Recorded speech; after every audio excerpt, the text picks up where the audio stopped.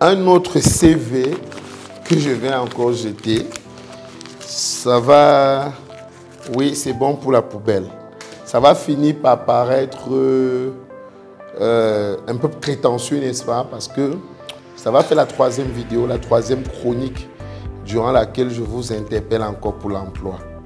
Et je me sens obligé de revenir. Tant mieux pour ceux qui comprendront ma démarche, tant pis pour ceux qui croiront qu'il s'agit d'un buzz. J'ai envie de vous raconter une petite histoire parce que les chroniques ont dû vous manquer. Ça, c'est la première depuis un très long moment, plus d'un mois. Et il y a eu plus d'exercices sur la page. Mais pourquoi je reviens avec les chroniques? Parce que j'ai reçu un monsieur à mon bureau et j'ai envie de vous partager son histoire.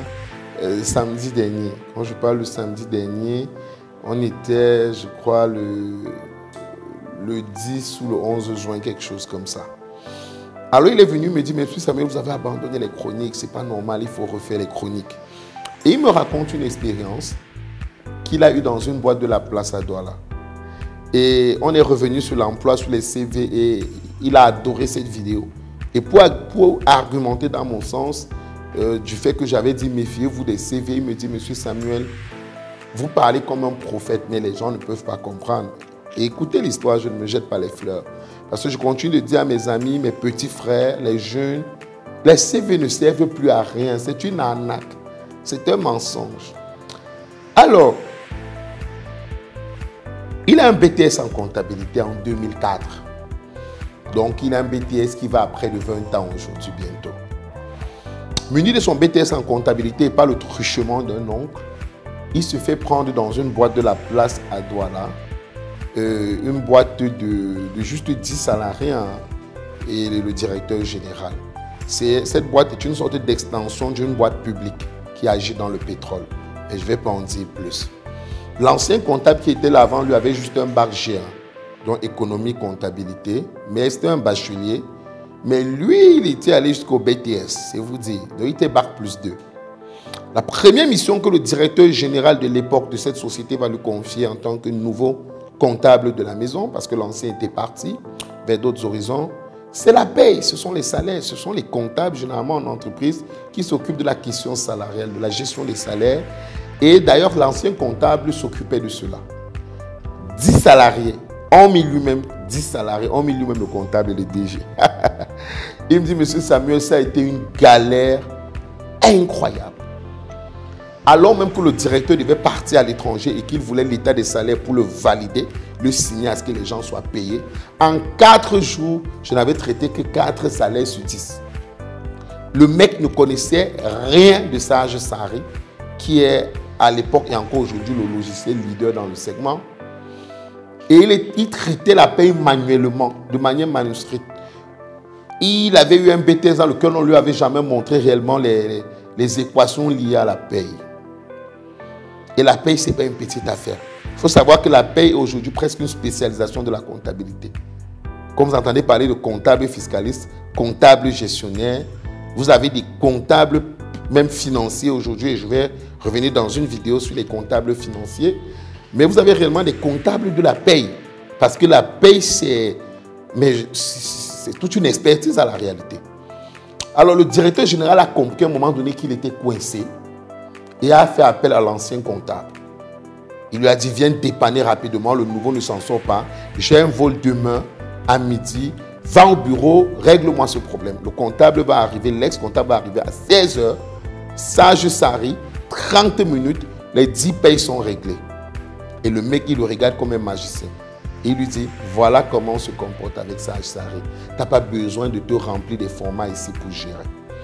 Et moi, je lui ai dit, il était assis devant moi, je lui ai dit, est-ce que tu sais que moi, je peux gérer cette paye, les 10 en un jour? Et je ne suis pas comptable, je suis juriste. Il n'en revenait pas.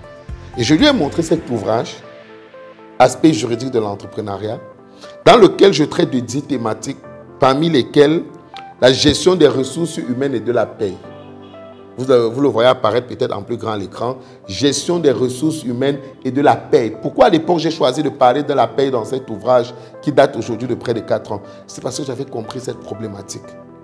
Dans mes recherches, je me suis rendu compte par exemple de ce que, alors que le Code de travail a prévu un modèle de bulletin de paye, ce modèle n'est jamais arrivé par aucun décret ni arrêté. En tout cas, je n'ai pas pu le retrouver. À ma connaissance, il n'y en a pas eu, finalement. J'ai donné l'ossature d'un bulletin de paie dans ce document. Je suis peut-être l'un des seuls experts à avoir fait un travail comme cela. Je traite dans cet ouvrage, à partir de la page 330, des retenues. Ce que vous devez comprendre, c'est que lorsqu'on traite de la paie, il y a de nombreuses retenues. Il y a les retenues fiscales, il y a les retenues non fiscales, sociales si vous voulez, la CNPS. Il y a même les retenues internes, la mutuelle d'entreprise, les avances sur le salaire et autres. Il y a une technique pour les calculer. Après avoir inséré le salaire brut, les primes, et il faut encore distinguer les primes cotisables, les primes taxables. Est-ce qu'on retient la CNPS avant l'impôt ou vice-versa? Et je lui ai dit, je réponds à tout ça dans cet ouvrage. Et ça, c'est 4 ans.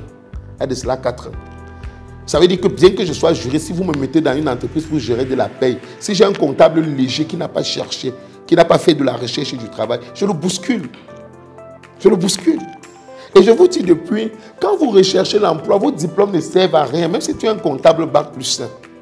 Si tu veux rentrer dans une boîte et que moi je veux rentrer dans la même boîte en tant que juriste, si je sens que la compétence recherchée par cette boîte, c'est la paye, je fais une note en me proposant pour organiser sa paye.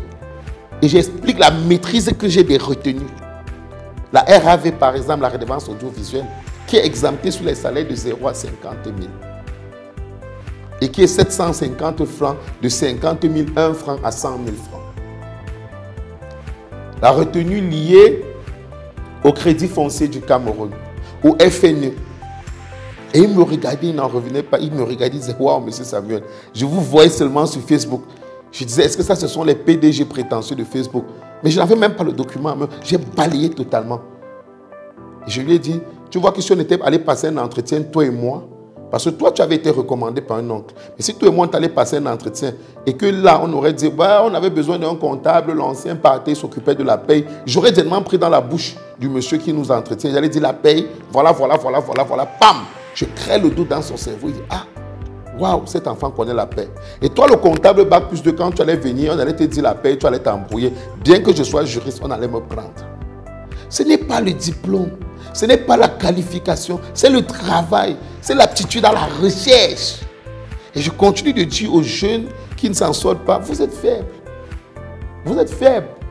Vous ne travaillez pas, c'est vous glandez chez vous, à la maison, devant la télé. Vous cherchez les femmes. Vous ne travaillez pas. Vous ne travaillez pas. Il n'y a pas que dans la comptabilité où je peux intervenir.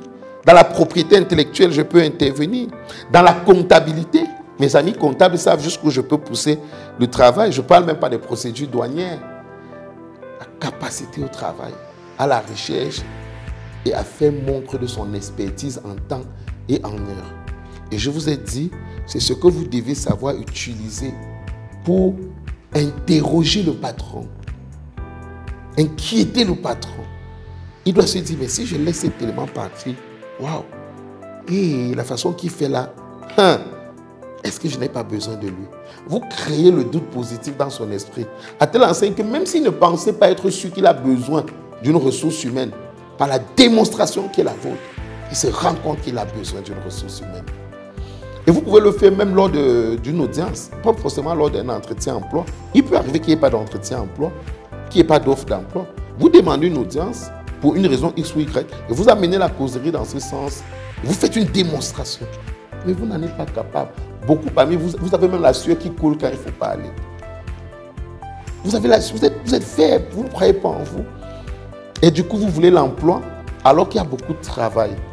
De toutes les façons, je ne veux pas aller plus loin. Moi, je crois que je continue de vous dire, exemple à l'appui, comment certains s'en sortent et comment est-ce que d'autres croupissent alors qu'ils disent qu'ils cherchent le travail. Le travail, c'est une démonstration d'expertise et de plus-value qu'on apporte à un entrepreneur, à une entreprise, à une structure organisée qui a besoin de faire de la plus-value pour grandir. Ce n'est pas, ouais, monsieur, aidez-moi, donnez-moi le travail. Non, je vais apprendre sur place. D'ailleurs, il ne fera pas 3 mois, il va quitter cette société, pour tout vous confesser. Et c'est votre réalité un peu. C'est votre réalité, vous qui êtes au chômage et qui regardez cette vidéo et qui avez des bacs +2, +3, +5. Vous pouvez vous en prendre qu'à vous-même. Vous êtes faible et paresseux. Et quand on dit même qu'on va vous encadrer, vous montrer le travail, vous montrer la voie, vous montrer la démonstration d'expertise de manière fluide comme ça, vous nous traitez de bandits, d'arnaqueurs de l'Internet. Bon, De toutes les façons, chacun fait face à son sort, la nuit tombée, le plat de nourriture vide ou rempli. Et en ce qui me concerne, je vais clore cette chronique en prévenant simplement mes amis de Côte d'Ivoire que Jus arrive. Vous êtes nombreux en Côte d'Ivoire et dans les pays aux alentours à avoir manifesté votre envie d'apprendre, d'être encadré. Cabinet Jus va séjourner à Abidjan, Côte d'Ivoire, au mois d'août. Donc si vous êtes intéressé, que ce soit sur l'emploi dont j'ai parlé, que ce soit sur les procédures, que ce soit sur la comptabilité ou les marchés financiers, signalez-vous simplement, on va vous enregistrer. Le nombre de places est limité. On va vous donner les modalités, on va travailler avec vous. On arrive à Abidjan, on va encadrer ceux qui veulent travailler, ceux qui veulent level up. Je vais refermer cette chronique ici et vous souhaiter de bien vous porter tout simplement. À la prochaine.